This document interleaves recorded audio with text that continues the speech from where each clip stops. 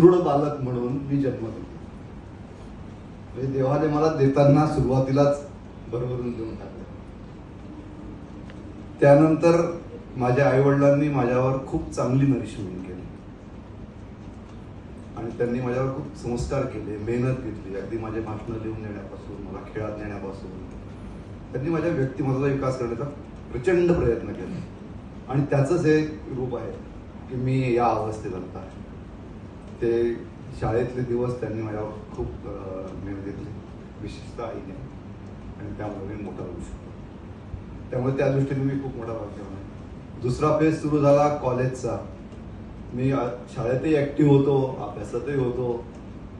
कॉलेजमध्ये गेल्यावर थोडंसं झालं, पुण्याचं पाणी लागलं होतं मला, पण मी वेळीच स्वतःला सावरला.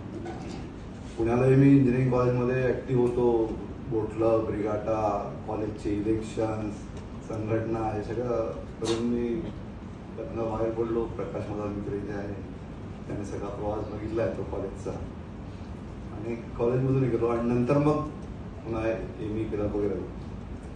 पण नंतर मग मी तसं ठरवलं की आपण प्रायव्हेट सेक्टरमध्ये किंवा कुठल्या याच्यात न राहता we will go for government. It was my decided move and it was very firm move. आणि त्याच्यासाठी मला काय कोणाचं घ्यावं लागलं नाही मार्गदर्शन, आणि किंवा मी कोणाचं हे केलं नाही. मी ठरवलं की आपण शासनाच्या सेवेत जायचं आणि we will go with the public. आणि ते ठरवून मी ती MPSC दिली.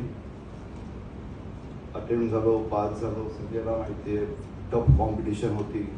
4 वर्षांनी MPSC झाली होती आणि आम्ही ती क्लिअर केलं. आणि तेव्हापासून मग माझा हा यज्ञ सुरू झाला.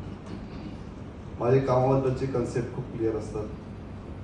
मला जनप्रियत्व आवडतं, लोकांमध्ये मिसळायला, लोकांमध्ये बोलायला, त्यांच्याशी समरस व्हायला निश्चितच आवडतं.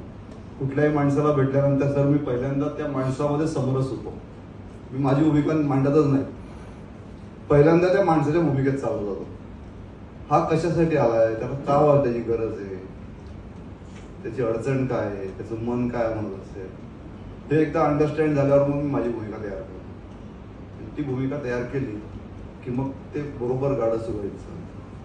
मग हे करताना मग तो सामान्य शिपाई असेल, एखादा मोठा अधिकारी असेल, राजकीय नेता असेल, त्याच्याशी एकदा समरस तुम्ही झाले ना की मग काय कुठे गाडी खडखडत नाही, काय नाही, सगळे कामं व्यवस्थित होतात. त्याप्रमाणे मला लोकांमध्ये समरस व्हायला आवडतं. त्यामुळे मी असंख्य माणसं जोडली. निस्वार्थीपणा आणि निरपेक्षपणा हा सुद्धा मी हेतुपुरस्सरपणे अंगी आणलेला गुण आहे. माझ्या मनात काम करताना कुठलंही अपेक्षा नसते, म्हणजे स्वार्थाची अपेक्षा नसते.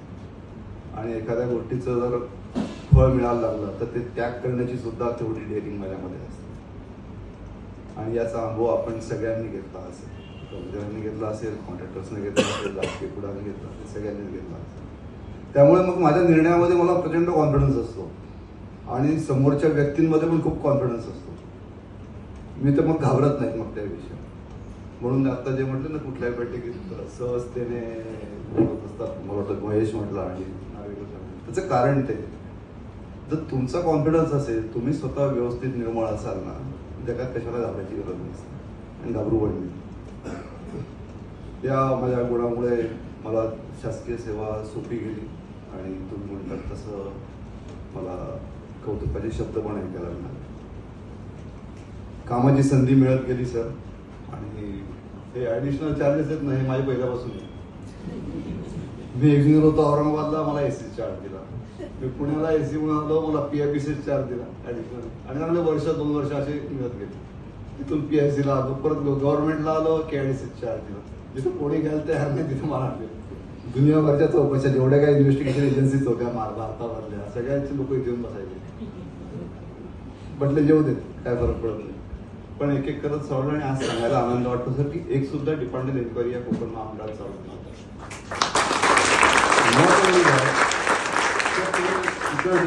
अनेक तक्रारी येत असतील आपल्याकडे, आपण बघतात दररोज टपालामध्ये. तुम्ही कोकणातल्या किती तक्रारी आहेत, कधीच दिसणार नाही. तक्रारी नाही, विषय नाही. कारण आपण स्वतःच व्यवस्थित राहिलं ना की आपोआपच यथा राजा तथा प्रजा.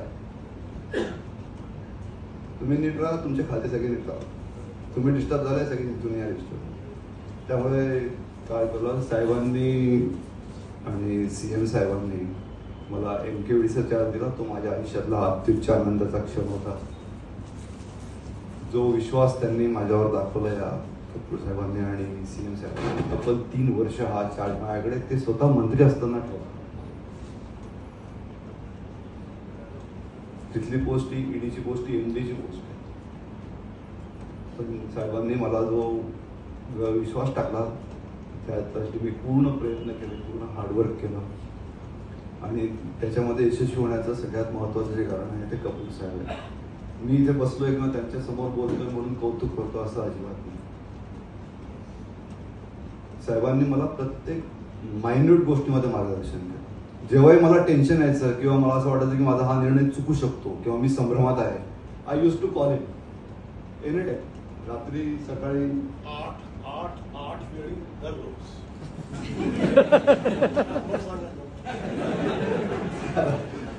तुमच्यापेक्षा जास्त माणूस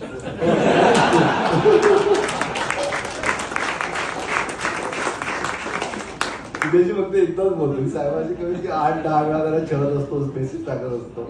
पण त्यांनी तितक्याच उत्साहाने प्रेमाने मला ते मार्गदर्शन केलं आणि योग्य मार्गदर्शन केलं. त्यांनी असं कधी म्हटलं नाही का काय व्हायचं ते कर, तू तुझं बघ. Never ever. प्रत्येक गोष्टीत त्यांनी मला बाईक केलं, प्रोटेक्शन दिलं आणि ते माझे मेंटॉर झालेत आणि त्यांनी माझी बाजू वरच्यांकडे मांडली. That is very difficult for a senior officer. त्यामुळे साहेब मला माझ्या मोठ्या भावासारखे आहेत आणि त्यांनी जे माझ्यासाठी केलं सर मी आयुष्यभर आपला ऋणी राहील. कारण एवढी मोठी संधी मला कोणी दिली नसती आणि ती आपण दिली. मला त्यातून तुम्ही योग्य प्रकारे यशस्वी पण केलं, त्याबद्दल मी आपला खूप खूप आभारी आहे. साहेबांशी माझे वैयक्तिक मनं पण आमची जुळली आणि ती जुळल्यामुळे आता आम्हाला वेगळं काही वाटत नाही एकमेकांमध्ये. We discuss all things with each other.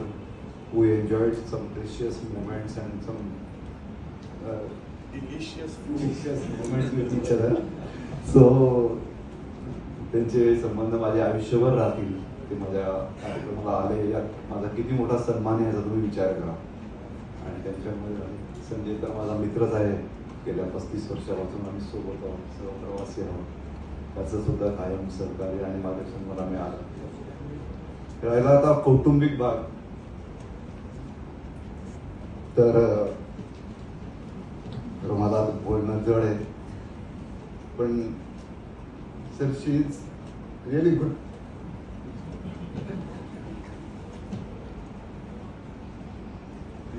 एवढी सुंदर आहे, एवढीच ती मनाने पण सुंदर आहे.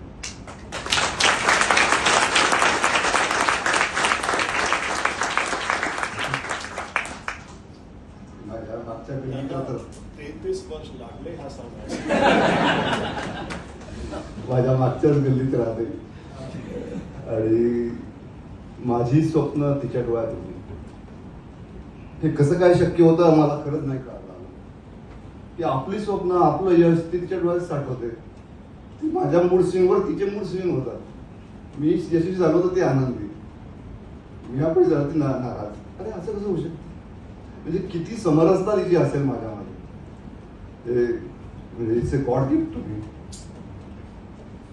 खूप त्याग तिने केला माझ्यासाठी. कायम कामामध्ये व्यस्त राहणारा मी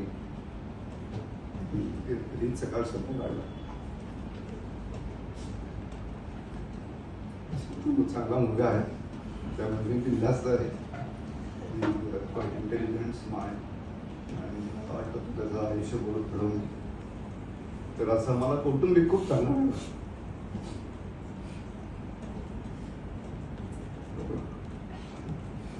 मित्र पण खूप चांगले आई वडील तो सासरे पण आहे. So I want a very good. आणि सगळ्यांचं प्रेम मला मिळत गेलं, त्यामुळे मी आजपर्यंत शिकलो. पुढच्या भावी आयुष्यात सुद्धा आपल्या शुभेच्छा आणि आशीर्वाद असेच राहू द्या. आपण सगळे भेटत राहू, बोलत राहू. कधी आपण मला माझी मदत लागली, मार्गदर्शन लागलं, मी निश्चित अवेलेबल आहे.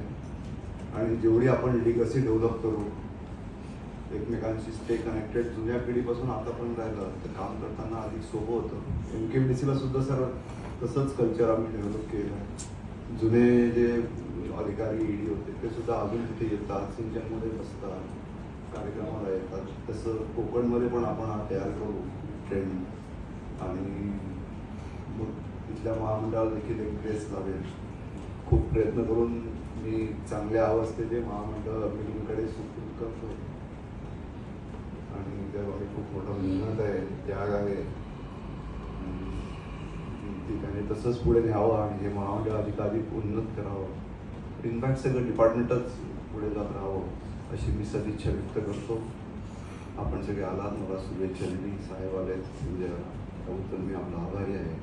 संयोजकांचे खूप आभार मानतो की त्यांनी उत्कृष्ट प्रोग्राम अरेंज केला आणि थोडं बोलून मी आपल्याला जातो. धन्यवाद.